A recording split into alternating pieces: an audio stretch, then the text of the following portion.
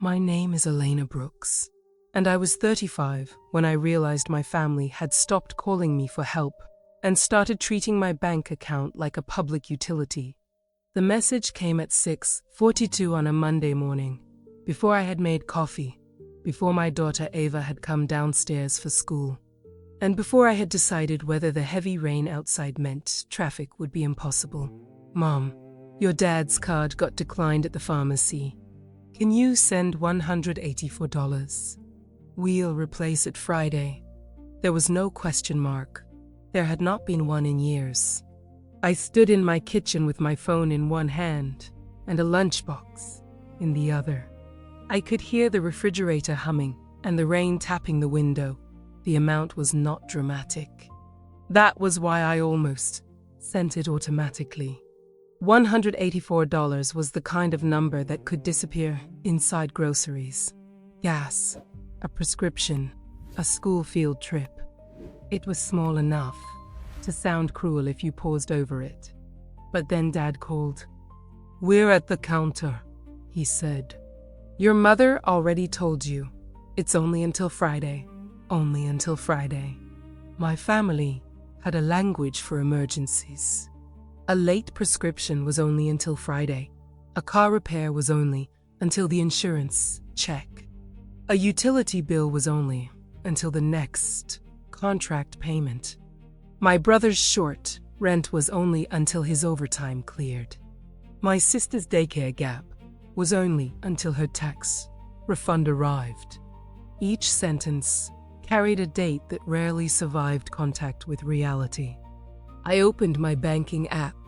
My thumb hovered over transfer. At the bottom of the screen was an alert. Had ignored all weekend. My savings balance had fallen below the cushion I promise. Arrivas bras consultation. Dad cleared his throat on the phone. "Elena, I'm looking at it," I said.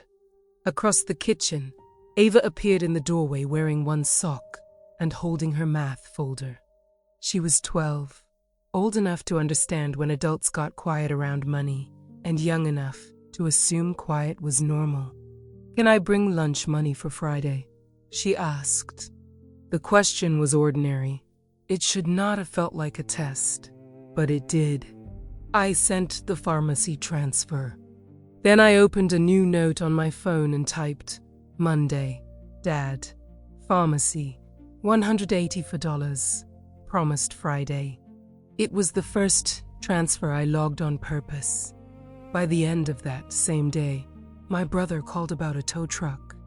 My sister texted that her child's after-school account had been closed. And Mom asked whether I could move Dad's phone bill onto my credit card just for one cycle. I said no to the card. I said I would look at the tow situation later. I sent the after-school program a payment link instead of transferring cash. And that night, after Ava went to bed, I opened my bank statements for the previous year. At first, I thought I was collecting proof of a difficult month. By midnight, I understood I was looking at the records of a role my family had assigned me without ever saying the words out loud. I was not their daughter, sister, or relative when something went wrong. I was the emergency fund. And they had no idea I had finally started keeping the receipts. I did not tell anyone about the note that morning. I packed Ava's snack, drove through the rain, and tried to behave as though the transfer had been an ordinary favor. But each ordinary moment carried a second thought. Had agreed to one prescription, not Shua Holy. I had sent one payment, not a promise that every future crisis would arrive at my door before sunrise. At work, while I corrected a payroll exception, I kept remembering the word Friday. It was always Friday. A deadline close enough to make refusal feel heartless, and far enough away that no one had to explain what would happen after it passed. By lunchtime, I had added 3 more old requests to the log from memory alone. The act was quiet, almost boring. That was why it mattered. My family's pattern had survived by looking to ordinary to question. By the time I left for work, The log had become more than a note. It was a promise to myself that I would pause before I paid. I had not always been the person everyone called. I had become her slowly, through praise that sounded like love. When I was 19, Mom called me responsible because I paid my own community college books. At 26, after I finished my degree and started working in payroll administration, Dad told relatives I was the one person in the family who knew how to make a plan. At 29, after I helped my brother Marcus avoid an eviction notice, everyone started using a new phrase about me. Thank goodness Elena is steady. Steady became a compliment that came with a cost. Marcus's rent was the first time I saw how quickly a request could become a system. He had been laid off from a warehouse job. He had 2 weeks before a new shift began, and I did not want my nephew to watch strangers carry boxes down a stairwell.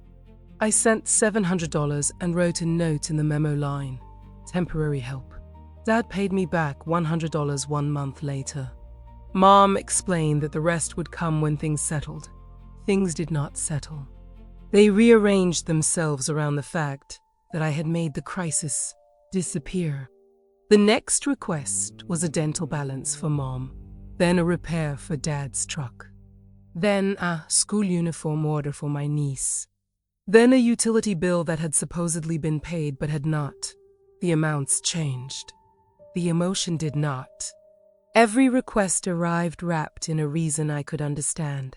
That was the problem. I understood too much. I understood Dad's pride when he had to ask. I understood Mom's fear of a shut-off notice. I understood Marcus' embarrassment. I understood my sister Camila's exhaustion. I understood so well that I stopped asking whether understanding required action. My job trained me to notice patterns. At the logistics company where I worked, I processed payroll corrections and reimbursement requests. I knew that one missing receipt could become a dispute, and that vague approval chains invited confusion. At work, I documented everything because people depended on the numbers being honest. At home, I let memory do the work. Memory was generous to the person who received help and brutal to the person who gave it.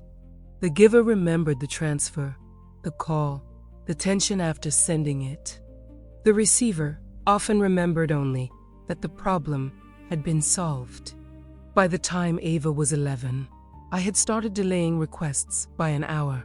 That was my first quiet defense. I would say I was in a meeting, driving, handling bedtime.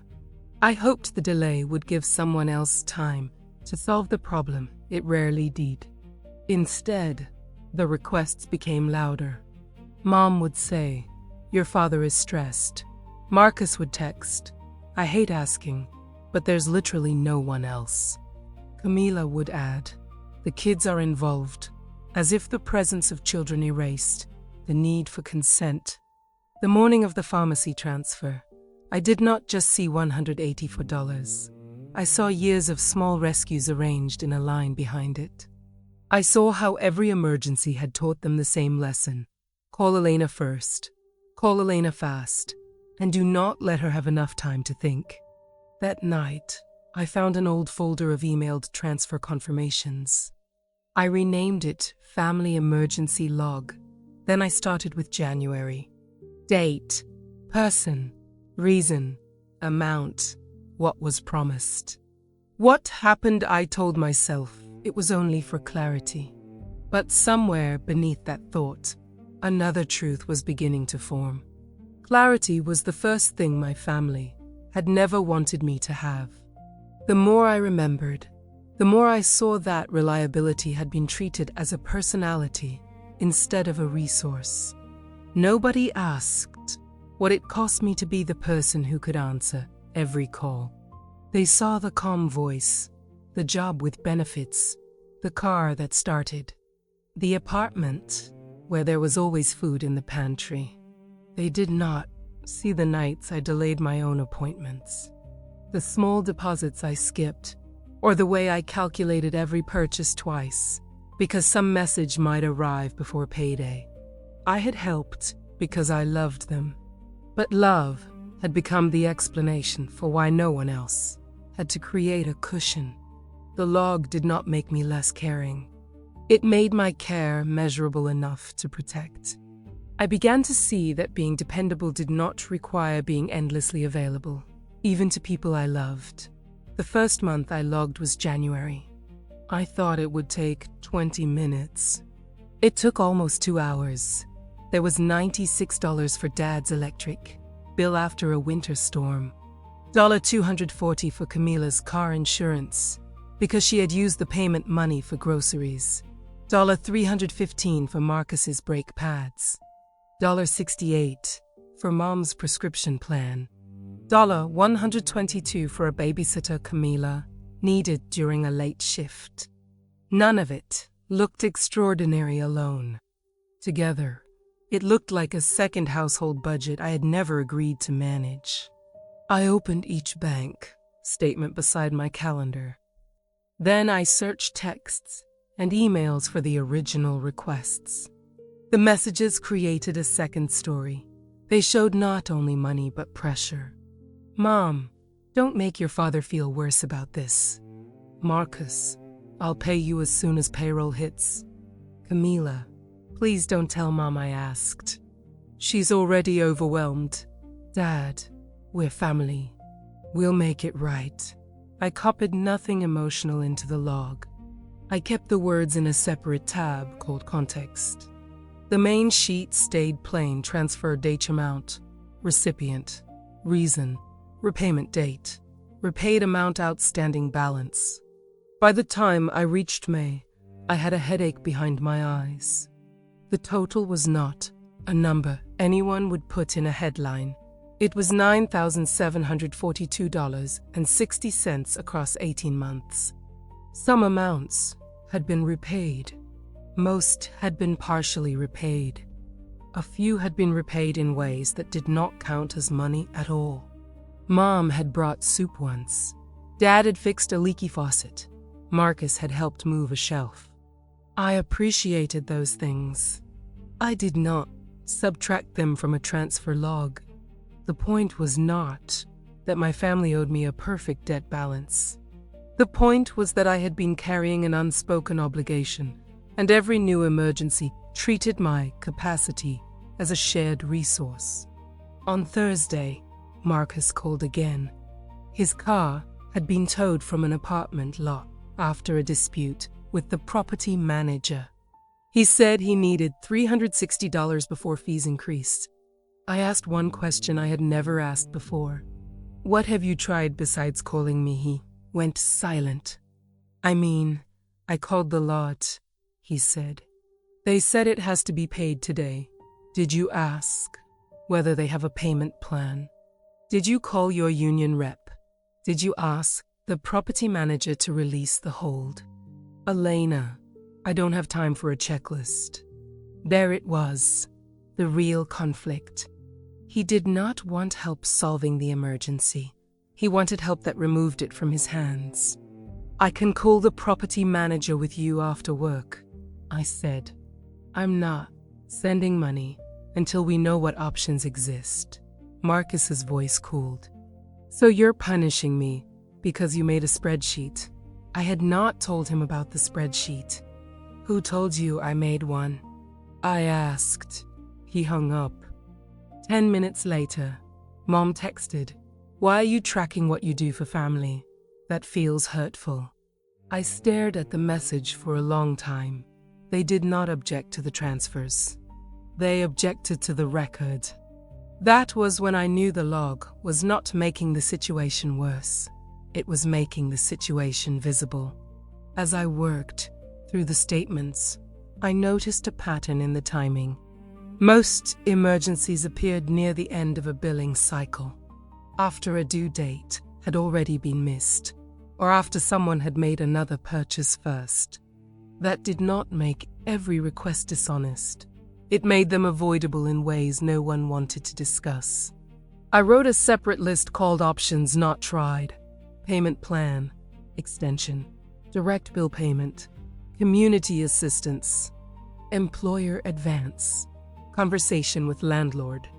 I was not collecting ways to deny people. I was collecting ways to make help shared. The old system had one option, Elena. The new one had to include more than my name. Every line I entered made the pattern less personal and more factual, which was exactly what I needed. Mom asked everyone to come to Sunday dinner. She said we needed to clear the air. I knew what that meant. In my family, clearing the air usually meant the person who had noticed a problem was expected to apologize for the discomfort of noticing it. I brought Ava because I had no one to watch her. But I promised myself I would leave if the conversation turned into a performance. I also brought a folder with my printed transfer log, not because I wanted to surprise anyone, but because I no longer trusted verbal memory to protect me. Dinner began normally.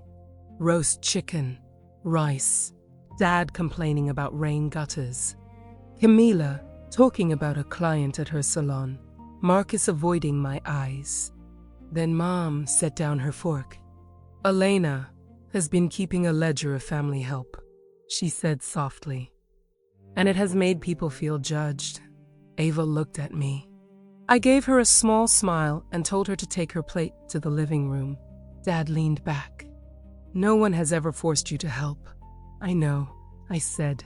Then why make it sound like we used you? I opened the folder. Because no one says the word forced. They say urgent. They say temporary. They say family. And then the request becomes my responsibility before I've had time to decide. Camila folded her arms. You could have said no. I could have. Should have. But we also need to be honest about how saying no was treated. Mom's face tightened. We have never made you feel guilty. I looked down at the context tab.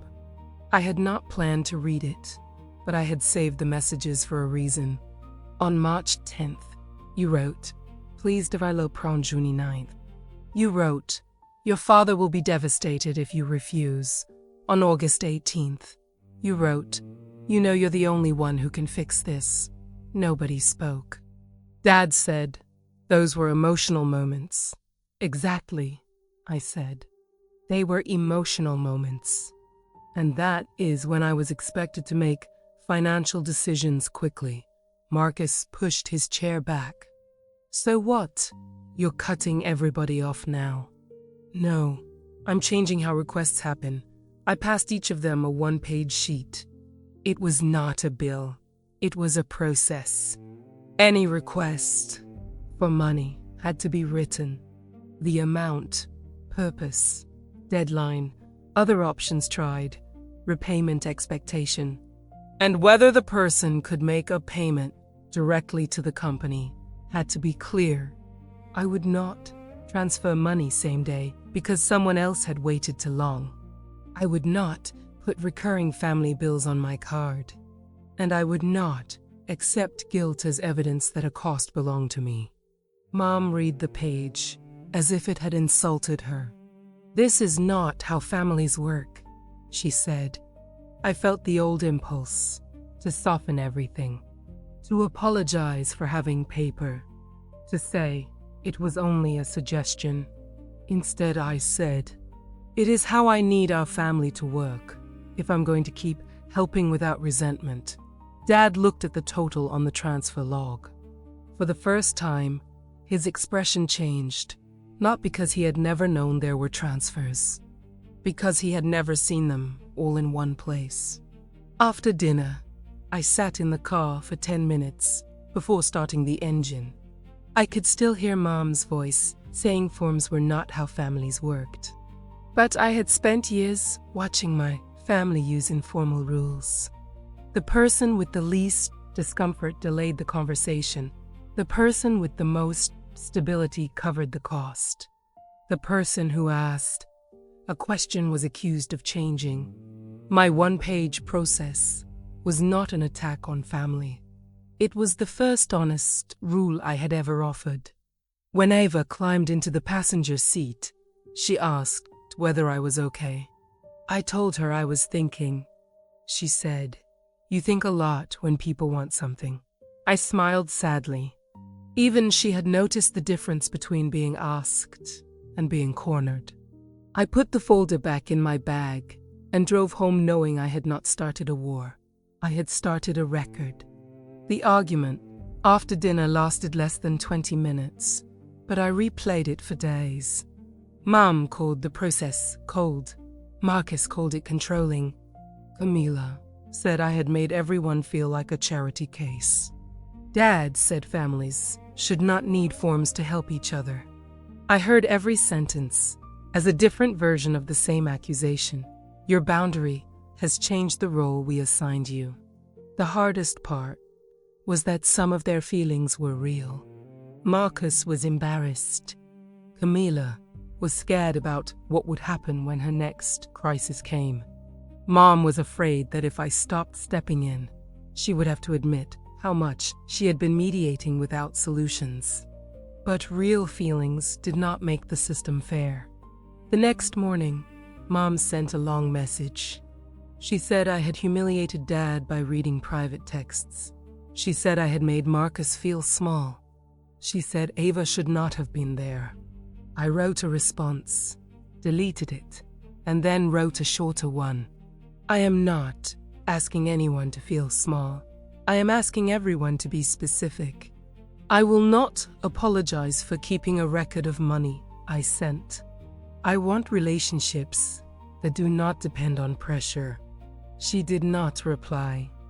For 2 weeks, the silence was almost peaceful. Then Dad's washing machine failed. He called around noon. His voice was quieter than usual. He had gotten to repair estimates. The cheaper one was $540, and he did not have it. He said he knew I had rules now, but asked whether I could make an exception. The old version of me would have sent money before asking whether he had called anyone else.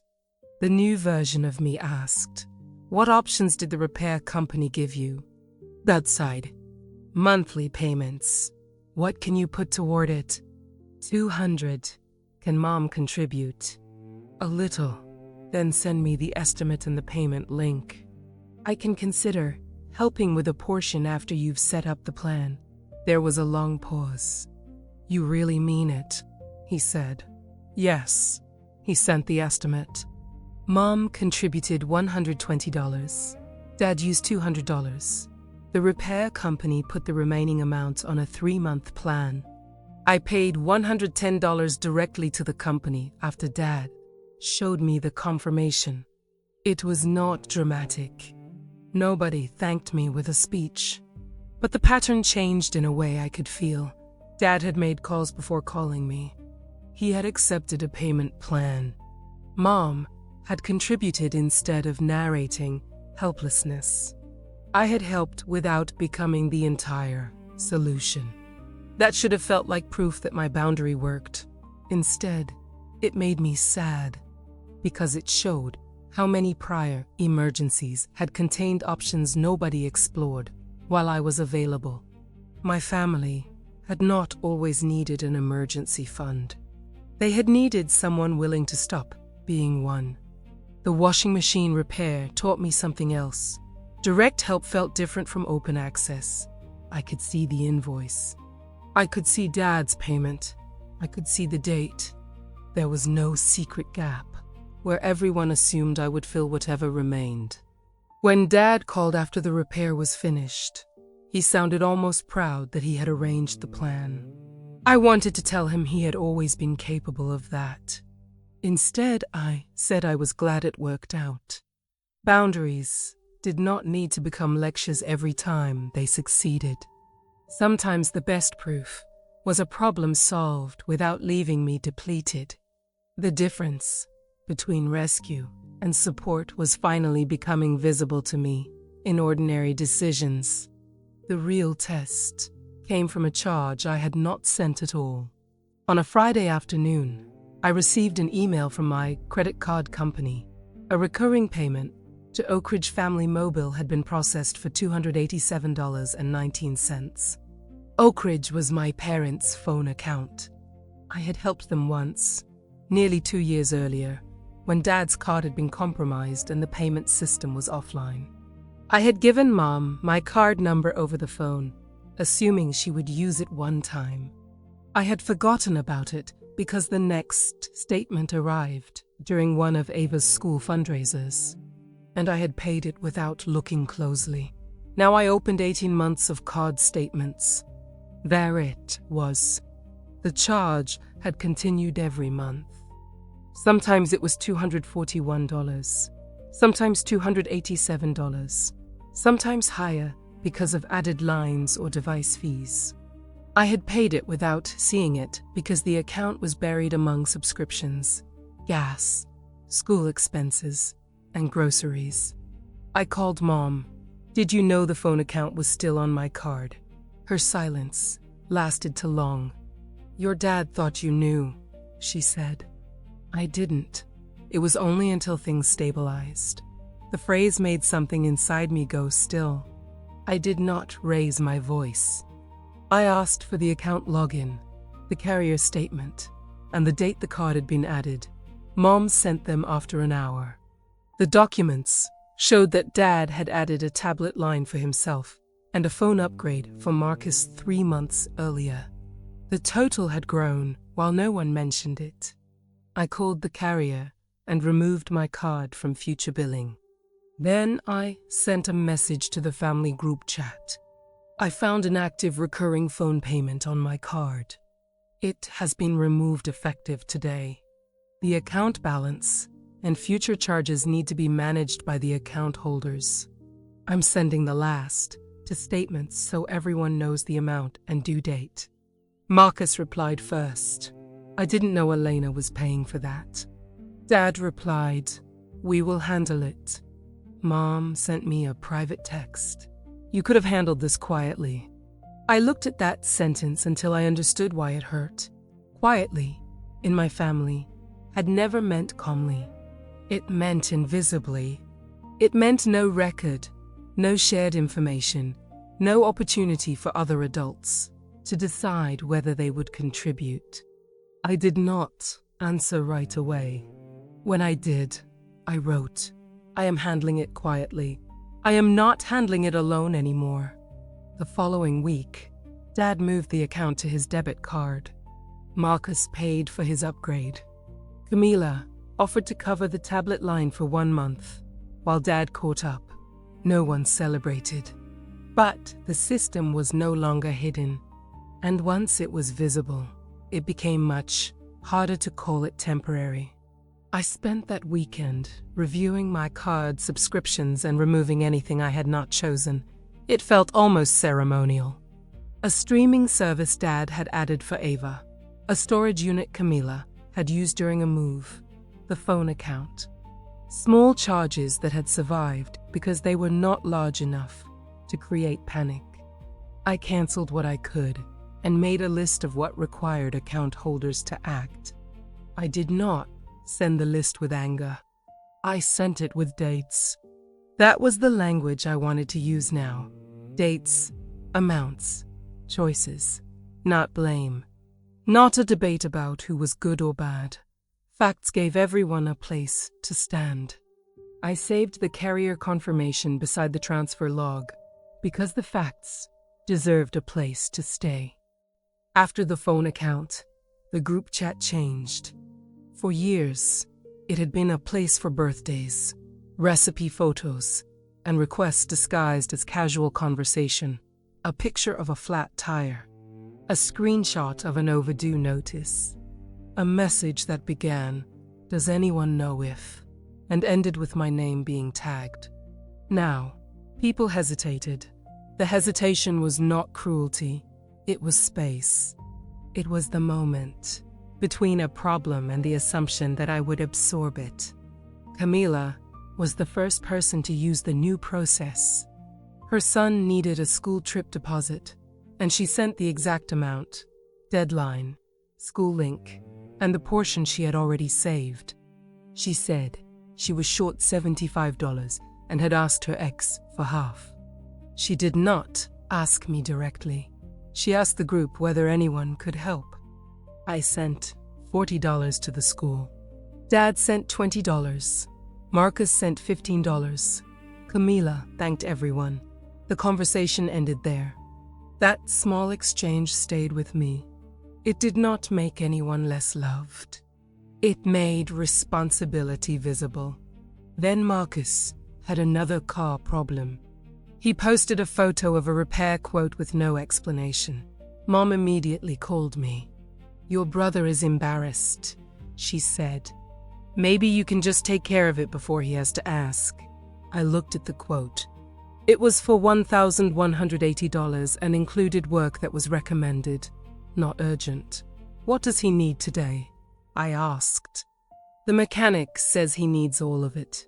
The quote says to repairs can wait." Mom became quiet. "Elena," she said, "you are different now." "I hope so." Marcus eventually called the mechanic, separated the urgent repair, and arranged a smaller payment. He did not ask me for money. He asked if I could drive him to work for 3 days while the car was in the shop. I said yes. Driving him was inconvenient, but it was honest. It was help that matched what he actually needed rather than a transfer that erased all evidence of a problem. On the second morning, Marcus sat in the passenger seat, watching rain slide down the windshield. "I thought you were mad at me," he said. "I was tired." I told him. "Those are not the same thing." He nodded. "Mom says you're keeping score. I'm keeping information."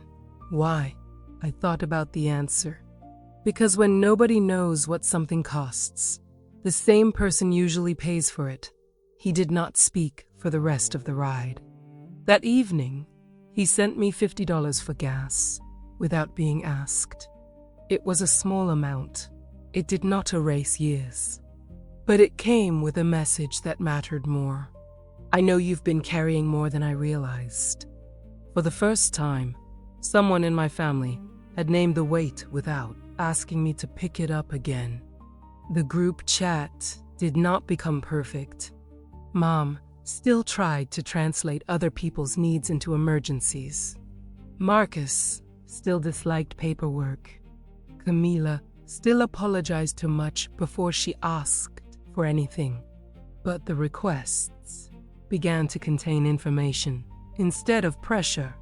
That small change altered how I felt when my phone buzzed.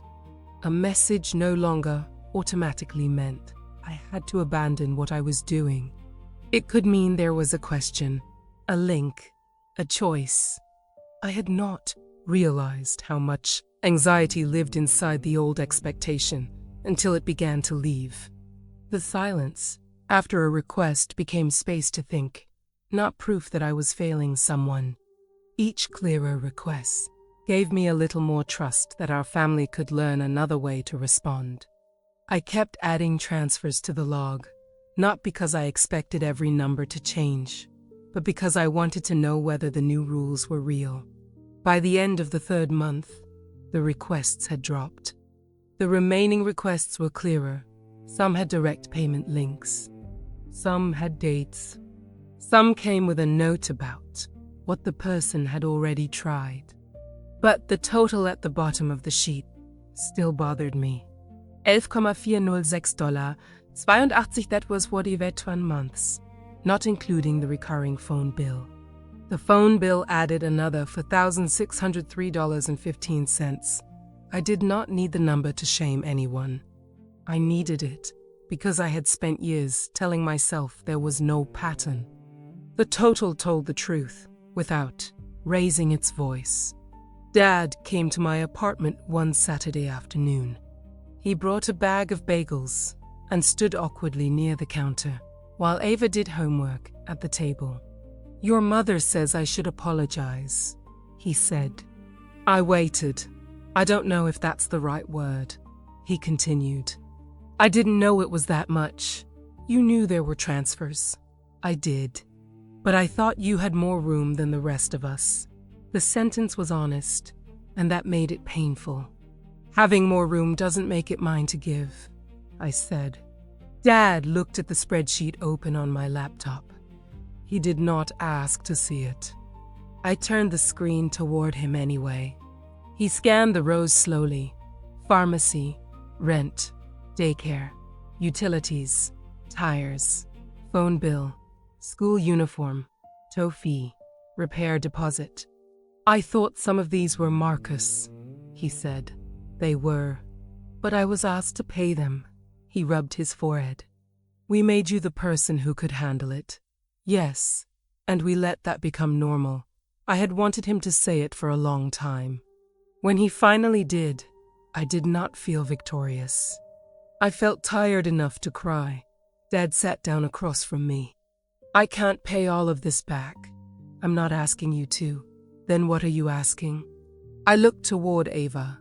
She was drawing a border around a geography worksheet, pretending not to listen. I'm asking you to stop making me the plan before you make your own plan. Dad nodded once. Then he asked whether he could take a copy of the log. I almost said no. The log had felt like my protection. But I printed a version without the context tab and handed it to him. 2 weeks later, he called to say he and Mom had opened a joint household budget. They had canceled the tablet line. They had set a weekly amount for groceries. Dad had agreed to take extra weekend work for a limited time. He did not call it an apology. He called it a plan. And for once, the plan did not begin with me. I printed the total because screens made it too easy to close a tab and pretend nothing had happened. On paper, the number sat quietly between us. It did not accuse Dad. It did not explain every circumstance. It only showed the shape of what I had carried. I had expected him to argue. Instead, he looked older. He asked whether the entries included things I had paid directly, and I said yes. Then he asked why I had not said something sooner. I wanted to answer that I had, in 100 small ways. I had sighed, delayed, asked for repayment, tried to change the subject. But I said the truer thing. I didn't know how to say it without becoming the problem. I did not need the number to punish anyone. I needed it to stop pretending my own exhaustion was imaginary. The hardest conversation was not with my parents or my siblings. It was with Ava. One night, she found me at the table reviewing a school invoice and asked, "Are Grandma and Grandpa okay?" I looked up. Why do you ask? Because everyone talks about money around you, and you look sad after you get calls. Children notice the weather inside a home even when adults close the windows. I told her the truth in a way she could carry. Sometimes families get used to one person fixing things. I'm helping everyone learn how to fix more things together. Are you mad at them? Sometimes I'm frustrated, but I'm not trying to hurt them. She thought for a second. Like when I do all the group project work, and then I tell everybody they have to do their part. I laughed, and then I almost cried. Exactly like that. Ava had been watching more than I knew. She had seen me interrupt dinner to answer calls. She had heard me say yes while looking worried. She had watched me postpone things for us because someone else had a crisis. The next Saturday, she had a friend's birthday at an art studio. The fee was already paid, but the studio offered an optional take-home kit. Ava had wanted it for weeks. I told her we could buy it. She looked surprised, even though it's extra. Yes, we planned for it. The word planned made her smile. That afternoon, Mom called. Dad had missed a small payment on a medical bill and she wanted me to cover it before it went to collections. I asked for the statement. The due date was still 9 days away. There was an online payment plan. Mom had not called the billing office. I told her I could sit with her on video while she called. She sighed. I don't understand why you can't just help.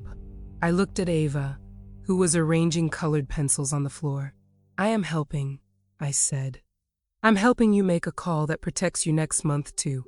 Mom did not like it. She made the call anyway.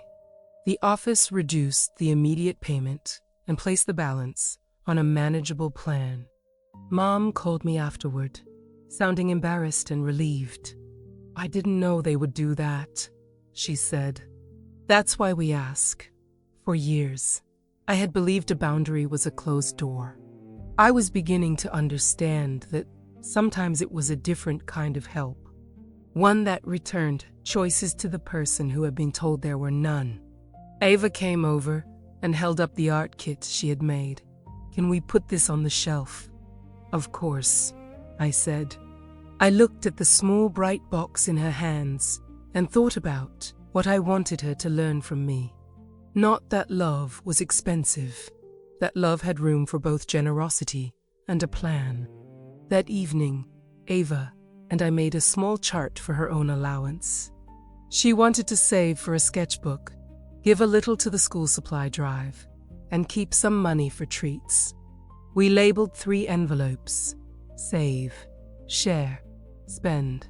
It was simple, but I felt a strange tenderness watching her decide where each dollar belonged. She was learning that money could be intentional, that a plan did not mean fear. I had spent my childhood watching adults treat money as a source of shame or rescue. I wanted Ava to see it as information, something you could look at, talk about, and choose with care. That night, I chose to turn off my phone during dinner, and nothing collapsed. The family meeting happened without me asking for one. Dad invited Marcus and Camila to their house on a Wednesday evening. He asked me to come too. I said yes, only after he promised there would be no ambush and no demand that I change the rules. When I arrived, Dad had a notebook on the table. Mom had printed the phone statement and the household budget. Marcus had brought his car repair payment plan. Camila had written down her childcare schedule and the amount she was saving each week. For a moment, no one spoke. The room looked almost ordinary, but the papers made it feel different. Not like a courtroom. Like a family finally trying to use facts before feelings turned into accusations. Dad began. We have been relying on Elena in ways we did not see because it was easier not to see them. Mom looked down. Marcus shifted in his chair. Camila's eyes filled, but she did not cry. Dad continued. This is not about making anyone feel ashamed. It is about not asking one person to carry costs that belong to all of us. I was surprised by how much I needed to hear him say all of us. They discussed practical things. Dad and Mom would manage their own recurring bills. Marcus would contribute to the phone account and repay one old transfer in monthly installments that he chose himself. Camila would use a childcare subsidy application before asking family for help and would request specific amounts rather than saying she was desperate. Then Mom turned to me. I still don't like the spreadsheet, she said. I almost laughed. You don't have to like it, I said. You just have to understand why I needed it. She looked at the table. It made me feel like I failed you. The room went quiet. I could have used that moment to list every time she had pressured me. Part of me wanted to. But I knew the point of the meeting was not to make someone else carry what I had carried. I don't think you failed me because you needed help, I said. I think you failed to notice how help was being arranged. Mom nodded slowly. It was not a perfect apology. It was the closest she had come to understanding. Marcus pulled an envelope from his jacket and placed it on the table. Inside was $300. It's not much, he said, but it's the first payment. I did not want to take it. Then I realized refusing it would keep the old system alive. The old system, said I gave, and everyone else received. A new system had to allow them to contribute to. I took the envelope. "Thank you," I said. The meeting lasted an hour. Noba dramatically. When I left, Mom stood at the door and said, "Text me when you get home." It was an ordinary sentence. For once, it did not contain a hidden request. The meeting did not undo every hurt. Marcus still believed I had been to public. Camila still flinched when Mom mentioned bills. Dad still defaulted to silence when he felt ashamed. But the papers on the table gave us something new, a shared map. I watched my family make commitments that were small enough to be real. That was more meaningful than a grand apology would have been. Grand promises had always been easy in our family. The difficult thing was a repeated action after the room became quiet. I left that night knowing trust would not return because anyone said the right sentence. It would return through ordinary follow-through. When I got home, I filed the meeting notes with the same care I used for payroll records at work. The first repayment from Marcus arrived on the 1st of the month. It was $75 with a note that said, "For the tow and the phone." I smiled when I saw it, not because the amount changed my finances, but because it changed the direction of the relationship. A week later, Camila sent $25 toward an old transfer and a screenshot showing she had applied for the subsidy program.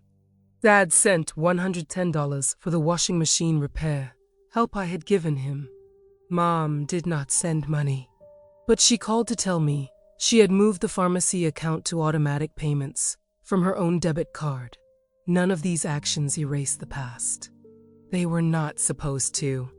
The goal was never to turn family into a collection agency. The goal was to stop pretending that money had no emotional weight when it moved in only one direction. I kept the log open, but I stopped checking it every night. That was one of the first signs that the boundary was working. I no longer needed the spreadsheet to convince myself of what I had seen. The new behavior was evidence. There were still moments when the old system tried to return. Mom called one Friday to say Marcus had forgotten a school supply payment for my nephew and asked whether I could just take it this once. I asked whether Marcus knew she was calling. He did not. I told her to ask him to contact the school directly. An hour later, it's called. The school gave him an extension until payday. He sent me a thumbs up emoji and wrote, "Mom panics before she asks questions." I wrote back, "We all learned that somewhere." At work, I began noticing how much easier it was to say no to extra tasks. The change followed me beyond family.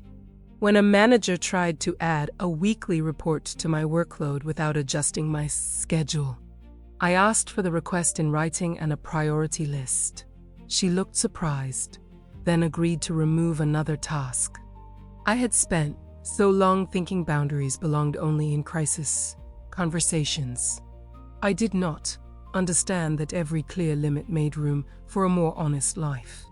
Ava noticed too. One afternoon, she told me her friend had asked her to do most of a science presentation because she was better at the slides. Ava had said she would help after everyone chose a section and put it in the shared document. Was that mean? She asked. No, I said. That was clear. She smiled like the answer had been waiting for her. I thought about the word clear. It had become my favorite word. Clear did not mean cold.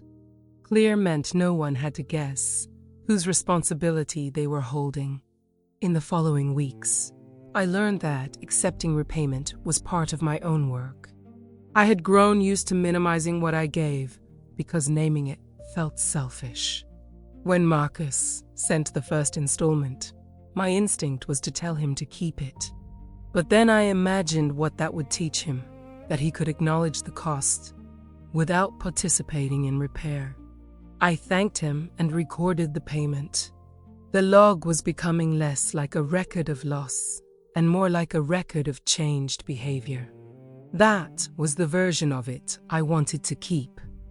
For the first time, repair was becoming something others practiced, instead of something I carried alone. 3 months after the pharmacy transfer, I sent one final email to my parents, Marcus and Camila. I did not send it because there had been a new fight. I sent it because the absence of fighting was not enough. I wanted our new expectations to exist somewhere that would not change with memory. Subject: family requests going forward. I wrote that I loved them. I wrote that I was willing to help in ways that were voluntary, specific, and sustainable. I listed the process we had already been using: requests in writing, direct payment whenever possible, no use of my credit or accounts without explicit consent, no same-day transfers caused by someone else's delay, and no expectation that I would cover ongoing expenses. Then I added something that took me a long time to write. I am not available to be the family emergency fund. I am available to be your daughter, sister, and aunt. I read the sentence 10 times before sending it. The phrase emergency fund sounded harsh, but it was the most accurate phrase I had. It named a role that had swallowed every other role I wanted to have. Dad replied first. Understood. Camila replied, I'm trying. Thank you for not giving up on us. Marcus replied with a photo of his first repayment tracker taped to his refrigerator. Mom did not reply until the next morning. Her message was short. I am learning too. I saved it. Not because I needed proof against her. Because I wanted to remember the moment. She chose a different sentence. The next request came from Dad 2 weeks later. His truck needed a part, and he asked whether I knew a reliable shop. He did not ask for money. I sent him to numbers and offered to compare estimates, if he wanted. He chose one, arranged a payment plan, and called me afterward to say thanks for helping him think it through. That was all. No guilt. No deadline manufactured to make me decide before I understood. No reminder that we were family. It was a small change, but it was the kind of small change that had built the old pattern too. I decided I could let small changes build something better. After I sent the email, I turned off notifications for an hour. I took Ava for a walk around the block. We passed a small community garden where someone had planted herbs in labeled boxes: basil, mint, rosemary. Each one had its own space, its own water needs, its own name. I thought about how boundaries worked the same way. They were not walls against care. They were labels that helped care land where it belonged. When we came home, there were replies waiting. None of them were perfect. But none of them demanded that I erase the sentence either. I reread the email once, then let it exist without adding another explanation. The next family holiday was quiet. We met at my parents' house for a simple dinner. Nobody ordered extra, food they could not afford. Dad had repaired the gutters himself with help from Marcus. Camila brought a casserole and told Mom she had gotten approved for a childcare assistance program. Marcus drove a borrowed car while he saved for repairs. The problems had not disappeared. They had simply returned to the people who could make decisions about them. At one point, Mom asked whether I wanted to see the new household budget. I said yes. It was not perfect. There were crossed out amounts and a few notes in the margin. But there were categories: groceries, utilities, prescriptions, phone, car, small emergency savings. Dad pointed to the last line. We started with $20 a week, he said. I looked at the tiny emergency fund they had begun for themselves. $20 was not much, but it represented something money could not show by itself. They were no longer waiting for a crisis to choose a plan. Ava sat with my nephew at the coffee table, teaching him how to organize colored markers. When he took all the blue ones, she told him, "You can use some, but you can't take every single one." Everyone laughed. I did too, though my throat tightened. For years, I had thought the only choices were to give everything or become distant. I had not understood there was a third option: stay present, tell the truth, and let people hold what belonged to them. After dinner, Mom hugged me at the door. "I miss when things felt easy," she said. I knew what she meant. She missed the time when one call could make a problem disappear. Me too, I said. But easy for everyone else wasn't easy for me. She nodded against my shoulder. This time, she did not argue. On the drive home, Ava asked whether Grandma was sad. "A little," I said. "Are you a little?" And relieved. Ava looked out the window at the streetlights. "Can you be both?" "Yes," I said. "You can be both." The old version of me had believed relief needed permission. The new version understood that peace could arrive beside grief, not after it. At the holiday dinner, I noticed something I had never seen before. Everyone had brought something they could actually afford to bring. Dad had made bread. Mom had cooked soup. Camila had packed leftovers for the next day. Marcus had picked up sparkling water and a dessert.